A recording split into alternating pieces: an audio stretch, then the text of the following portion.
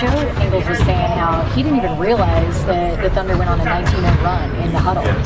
I mean, that just speaks to how locked in you guys were and just didn't let that get to you. Yeah, I didn't find out until after the game. I had no clue. I don't remember being up 10. To be honest with you, I think it's just we're so focused on possession by possession, and we didn't let their run kind of affect us. We just stayed home, stayed true to ourselves. And in the huddle, I think the vibe was, let's just make the simple plays. We kind of got consumed with the refs and the out and stuff that was going on. And once we locked back in as a team, we were able to make that push. Back on that Ricky play, how much does the threat of Derek's rolling action kind of change what the Thunder are afraid of? It makes a big difference, especially when he's doing what he did yesterday, or 2 days ago. Excuse me.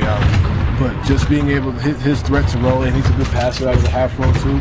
So it opens up a lot more when he is able to roll. So guys kind of hesitate. So if you overcommit, good shots like that to Ricky, or if you don't commit, him and Ricky are playing good together. That little two-man game. Was there a point yesterday or the other day where you were watching Faye's rebound and you're like, wow? When he got it on I think I missed the layup or something, and he grabbed it over 3 people and dunked it. It took me a second to kind of get back on the defense. Man, he's having a game right now. But he's been like that all year, but he's definitely turned it up. And as you guys saw last night, what he can do. And when he's hitting threes too, he's unstoppable. When we first met you this summer, there was a joyousness to the way you played, kind of a zest to everything you're doing. How hard has it been to maintain that through the season? I think the joy is easy to maintain. I'm playing in the NBA. I'm living my dream. That's the easy part. A lot of it, I think, is just being able to understand that there are days where it's like, man, we're up again, or we're on the road, or you don't know what hotel you're in, what city you're in. I think that's when it's easy for you to kind of lose that feel. But, in the back of my head, I'm like, I could not be here, and I didn't think this was going to happen. So there's no time for me to kind of have those days where I'm not really excited or not. I would say excited. You have those mornings where you're just groggy. You don't want to wake up and want to get another hour of sleep. But I don't have time for that because I wasn't. In my head, I wasn't supposed to be here. So I don't take any situation for granted. I love every part of it. Has that been harder than you thought it would be? Not really. I think it's been pretty easy for me. Especially being around teammates that are great to be around. I think if you're in a certain organization where maybe teammates aren't as close or as nice, or the coach is getting on you, whatever it may be. Everybody from Bernie, or the lady that makes our food in the smoothies, to Dennis, even to Mr. Miller and Gail as well.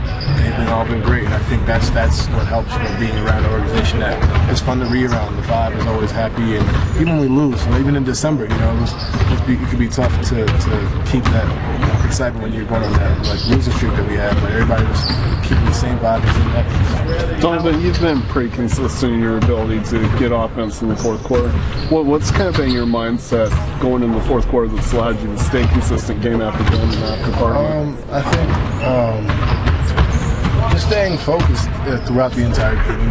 You have 3 quarters to kind of realize how they're going to pick and roll against me, and then how they're going against Ricky, how they're going against Joe. If they're helping off me, if they're not helping off me, how many guys are coming in the paint trying to trap me if I go to the basket and whatnot. So it gives me 3 quarters to kind of analyze. And then the fourth quarter is like, all right, it's like you finally get to the last part of the exam, and you've been studying for it. It's all within the game and just being able to prepare. And then Epe has been, he kind of gave me that look last game. Do something that he's going to stand there like all game. So that's when I got the and one. I kind of walked towards him. He dapped me up, and that's when I was like, all right, here you go. But he's always in my ear, especially around that time. He must do so much more scouting in the playoffs, obviously. How does that impact? How does that help, and how does that hurt you, your individual play? For me, I've been asking vets throughout the league that either are in the playoffs or in the playoffs. All right, how would you guard me after game 1? What would you do after game 2? Just kind of comparing like that, I think is one of the things that would help me. Obviously, you have what the coaching staff here, John and Coach Quinn, helped me understanding that, all right, things were open in game 1 that weren't there in game 2, and things are open in game 2 that won't be there tomorrow. But aside from getting the help from the coaching staff, I've been going throughout the league process and in the playoffs and kind of now. Who are some of those vets? I won't say because some of them are playing, some of them aren't. We might, who knows, might end up playing some of them. But just taking advice has been my biggest thing. Has it surprised you how mental the NBA is, aside from the physical grind? As you said, has it surprised me? Yeah. I would say, I wouldn't say it surprised me, I would say it exceeded my expectations. I always knew it was mental, I always knew guys thought the game, but you never really knew what it meant until right about now. I think now it's more so you can't make the same mistake you can in game 2 of the regular season that you can make like a situation like, let's say I'm guarding, like say Steph Curry, and you can't go under the screen. In the playoffs, because that 3 could cap a 19-0 run, and then that could change the game. And we lose game 2 at home or at their place. Now we're coming back home and so that changes the entire series off of that one play. So I think that's been the biggest thing, understanding the impact on singular plays and game plans. What's the balance of trying to give Russ those Euro fouls when he gets in transition and trying to not give up the bonus too easily and watch foul trouble yourself? There was one, I think it was game 2, last game or game 1, where I fouled him in the bonus. Just being able to get him out of transition, because he's elite when it comes to transition. So just trying to limit that as much as possible.